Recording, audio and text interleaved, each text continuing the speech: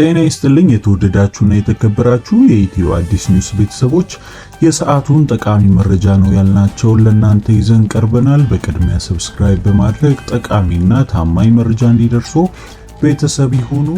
ዛሬ 5 የላቦራቶሪ ምርመራ የተደረገ ሲሆን 2 ሰዎች በማርበርግ ቫይረስ መያዛቸውን ተገልጿል። በዛሬው ዕለት የኢፌኮ ተቀዳሚ ምክትል ሊሆኑት ሊቀመንበር ፕሮፌሰር መራራ ጉዲና ከቢቢሲ ጋር ቃለ መጠይቅ አድርገዋል። ዝርዝር መረጃውን ይዘነው ቀርበናል።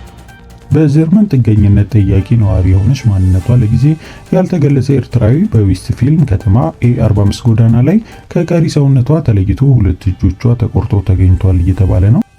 የ8 ቢሊዮን ብር በጀት ክፍተት አለብን፣ የፌዴራል መንግስት ድጋፍ እንሻለን፣ የትግራይ ክልል ፕላን ኮሚሽነር የጤና ሚኒስትር ዶክተር መቅደስ ዳባ ዛሬ ዕለት ባወጡት መግለጫ ተጨማሪ 2 ሰዎች በማርበርግ ቫይረስ መያዛቸውን አስታውቀዋል። በዛሬ ዕለት 5 የላቦራቶሪ ምርመራዎች የተካሄዱ ሲሆን 2 ሰዎች በቫይረሱ መያዛቸውና 3 ሰዎች ገደማ ደግሞ ነፃ መሆናቸውን ተገልጿል።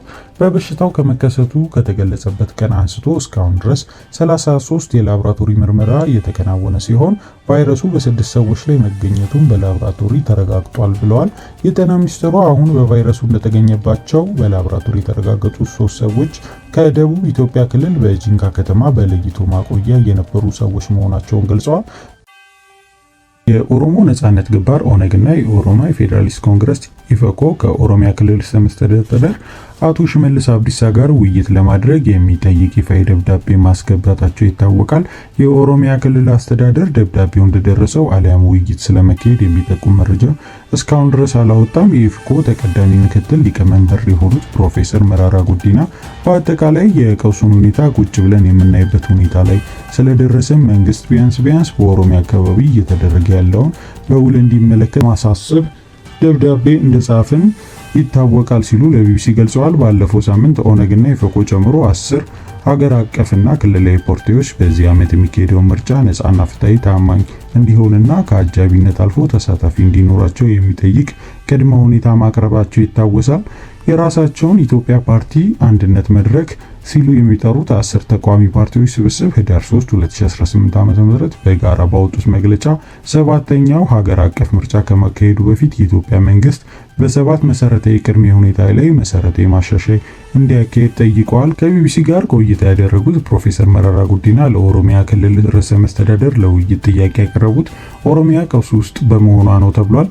በየቦታ ያለው እልቂት፣ የሰው ሰላም አጥቶ መግባት አለመቻሉን፣ አጠቃላይ ቀውስ ሁኔታን ቁጭ ብለን የምናይበት ሁኔታ ላይ ደርሰናል ብለዋል። ቀውሱ ከጊዜ ወደ ጊዜ እየተባባሰ በመምጣቱ ጥያቄ የለውም ያሉት ፕሮፌሰር መራራ ጉዲና እንዲሁም ዘንድሮ ምርጫ ይካሄዳል እየተባለ ስለዚህም ከዚህ የበለጠ ችግር ውስጥ እንገባለን ሲሉ ስጋታቸውን ገልጸዋል። ከፕሮፓጋንዳ ባለፈ አብዛኛው የኦሮሚያ አካባቢ አብዛኛው የኢትዮጵያ በምን አይነት ሁኔታ ውስጥ እየኖረ እንዳለ እየተሻሻለ ሳይሆን እየተባባሰ እንደመጣ ይታወቃል ብለዋል።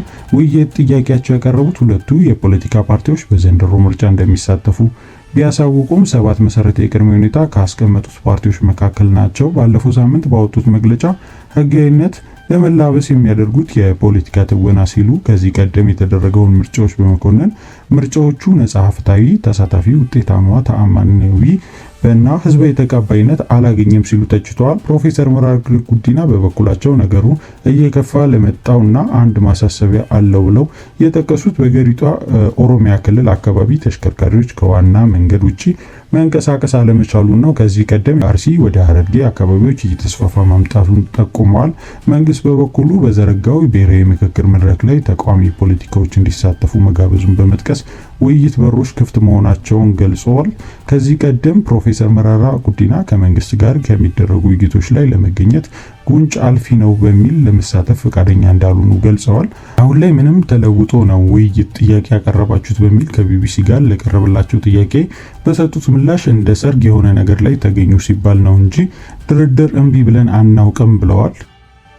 በሀገር አቀፍ ደረጃ ከመስከረም 1 2018 ዓ.ም ጀምሮ የመንግስት ሰራተኛ ደሞዝ ጭማሪ እንዲያገኙ መደረጉ ይታወቃል። ይሁን እንጂ በትግራይ ክልል ያለውን ወጥ ያልሆነ አፈጻጸም በብዙዎች ዘንድ እያነጋገረ ይገኛል። በክልሉ አንዳንድ ወረዳዎች ክፍያ እየተፈጸመ ሲሆን በርከት ያሉ ወረዳዎች ደግሞ ክፍያ ባለመፈጸሙ ምክንያት አንዳንድ መምህራን ስራ እስከ ማቆም ደርሷል እየተባለ ነው።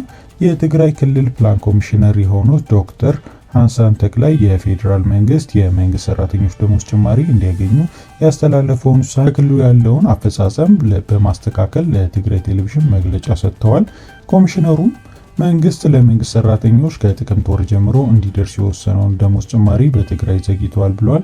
የመዘግየቱ ምክንያት ደግሞ በክልሉ መንግስት ተቋማት መሰብሰብ የነበረበትን መረጃ በወቅቱ ባለመሰብሰቡና ከፌዴራል መንግስት የተላከው አዋጅና መመሪያ ተተርጉሞ በጊዜ አስተዳደር መጽደቅ ስለነበረበት ነው ብለዋል። ሌላኛው ፈታኝ ማነቆ ደግሞ ለደሞዝ ጭማሪ በቂ የሆነ ገንዘብ ከፌዴራል መንግስት አልተመደበም። የክልሉ ከውስጥ ገቢ ለመሸፈን እየጣረ ነው ብለዋል። በዚህ ዓመት 12 ቢሊዮን ብር ገደማ ያስፈልገናል። ከፌዴራል መንግስት የተላከው 4.8 ቢሊዮን ብር ብቻ ነው። 8 ቢሊዮን ብር ያህል የበጀት እጥረት አለብን። ይህን ክፍተት መሙላት የሚችል በጀት የለንም። ስለሆነም ለጊዜው ቢያንስ ለ2 ወር የሚሆን መፍትሄ እንሰጥ በሚል ጊዜ አስተዳደሩ አጽድቀውታል ብለዋል። እርግጥ ነው የክልሎች በ70 እና 80 በመቶ ወጪያቸውን ከውስጥ ገቢያቸው መሸፈን አለባቸው የሚል ሕግ አለ። ቢሆንም የትግራይ ያለበችበት አሁንታዊ ሁኔታ ግምት ውስጥ በማስገባት የተፈጠረውን የበጀት ክፍተት የፌዴራል መንግስት እንዲሞላልን እንጠይቃለን ብለዋል። በጀርመን ጥገኝነት ጠያቂ ነዋሪ የሆነች ማንነቷ ለጊዜ ያልተገለጸ ኤርትራዊ በዌስትፊልም ከተማ A45 ጎዳና ላይ ከቀሪ ሰውነቷ ተለይቶ 2 እጆቿ ተቆርጠው ተገኝቷል እየተባለ ነው። ሰኞ ማለዳ ላይ እጆቿ በአንድ ተሽከርካሪ ከጎዳና ላይ ታይቶ ለፖሊስ የተጠቆመው የዚች ኤርትራዊ የቀረው አካሏ ደግሞ የት እንዳለ እሷን በህይወት ትኑር አትኑር እስካሁን ድረስ ምንም የታወቀ ነገር የለም ብሏል ፖሊስ። ስደተኛዋ ኤርትራዊ ማንነት በፖሊስ የተለየው አንድ ዛፍ ስር ተቆርጦ ከተገኘ እጅ ላይ ከተወሰደ አሻራ ምክንያት መሆኑን ፖሊስ ገልጿል። በጀርመን ኮሎኖል የሚኖሩ ኤርትራዊ ኮሚቴ ውስጥ ተሳትፎ ያላቸው አቶ ወደብ ቴድሮስ ለቢቢሲ እንደተናገሩት ክስተቱ በአገሪቱ ውስጥ ከፍተኛ ድንጋጤ የፈጠረ ሲሆን በሰዓቱ ሚዲያዎች እየዘገቡት ነው ብለዋል። ይህ አሰቃቂ ዜና ከተሰማ በኋላ በጀርመን በሚገኙ ኤርትራ ማህበረሰብ ዘንድ ከፍተኛ ሀዘንና ድንጋጤ የፈጠረ መሆኑን አብራርተዋል። አንድ ልጅ እናት የሆነችው እናት የ2 እጆቿ ከቀሪው አካሏ ተለይቶ የተገኘው ኤርትራዊ ስደተኛ አባል እስካሁን የት እንደሚገኝ እንዳልታወቀ የጀርመን ጋዜጣ ዘግቧል። ሰኞ ዕለት በወጡት የመገናኛ ብዙሃን ዘገባዎች የዚች የ32 ዓመት ሴት ልጅ ነው የተባለ የ3 ወር ህፃን እጆቿ ከተገኙበት ስፍራ በቅርብ ርቀት ላይ በሚገኝ የፒኮክ ኦርቶዶክስ ቤተክርስቲያን ገዳም ደጃች ህንፃ ጋሪ ስር ላይ ብቻውን ተገኝቷል ተብሏል። እጆቹ የተገኘው ኤርትራዊ ጥገኝነት ለመጠየቅ ከኤርትራ የመጣች እንደሆነና በከተማ ውስጥ ጥገኝነት መጠየቂያ መጠለያ ማዕከል ውስጥ ተመዝግቦ እንደነበረ ፖሊስ አስታውቋል። ይህ ክስተት የተሰማው አንዲት ሴት እሁድ ሌሊት 9 ሰዓት ላይ ከሰኞ አጥቢያ ያልተለመደ ነገር መንገድ ላይ ተመልክታ ለፖሊስ በሰጠችው ጥቆማ ነው ተብሏል። የአደጋ ጊዜ ሰራተኞች በቦታው ሲደርሱ 2 የተቆረጠ እጅ ዋና መንገድ ዳር ላይ ተጥሎ አግኝተዋል። ጥቆማ የደረሳቸው ፖሊስ አባላት በኦፔሌ ሱድና በፌልዶርበርግ መገንጠያ መካከል እጆቿን ያገኙት ስፍራ ላይ ለትራፊክ ዝግ አድርጎ መቆየቱን ገልጸዋል። በኋላ ላይ በወጡት ዘገባዎች መሰረት 2 የተቆረጠ እጆቿ አንድ ሴት ናቸው ሲሉ የጀርመን ጋዜጣዎች ዘግበዋል። የዕለቱ ብታዳምጧቸው መልካም ነው ያልናቸው አጫጭር ዜናዎች ይህን ይመስሉ ነበረ። በሌላ ዜና እስክንገናኝ ደህና ቆዩልን።